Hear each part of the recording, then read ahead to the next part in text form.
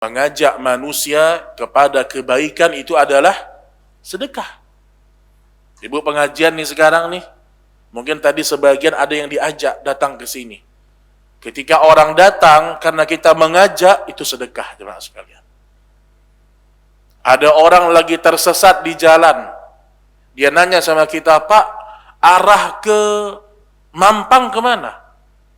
Kita tunjukkan dia arah yang benar, itu sedekah. Walaupun ada sebagian orang kadang-kadang bandel, Pak. Kemana Mampang? Situ muter-muter situ. Dikerjain temannya, Masya Allah. Mengajak orang kepada kebaikan itu sedekah, Bapak Ibu. Seorang istri, dia tahu suaminya malas ke masjid sholat. Dia tahu suaminya malas menegakkan hukum-hukum Allah. Maka dia nasihati suaminya. Itu adalah sedekah. Begitu juga sebaliknya. Semua yang namanya ajakan-ajakan kebaikan itu bermakna sedekah. Itu bermakna sedekah. Kita tahu ada sebagian orang sedang butuh pembangunan masjid atau rumah dakwah misalnya nih. Kayak kita nih, Al-Hujjah nih. Misalnya kita nggak punya duit atau kita hanya bisa bersedekah sedikit. Tapi kita mungkin kenal orang-orang yang punya harta, yang mengerti bagaimana mengeluarkan harta, kita ajak dia sedekah, dapat pahala gak kita? Dapat pahala, Pak.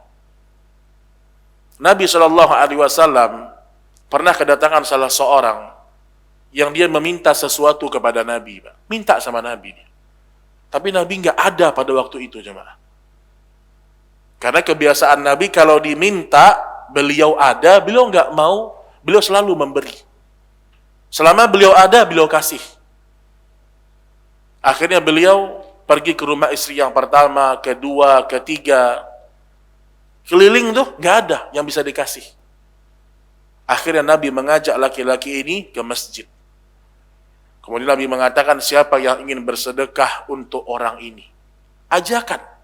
Diajak untuk melakukan kebaikan.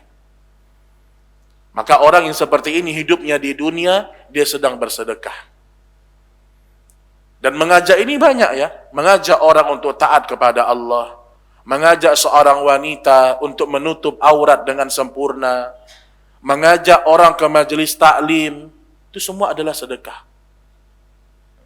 Makanya Bapak Ibu, coba jangan segan mengajak orang ke kajian, Pak.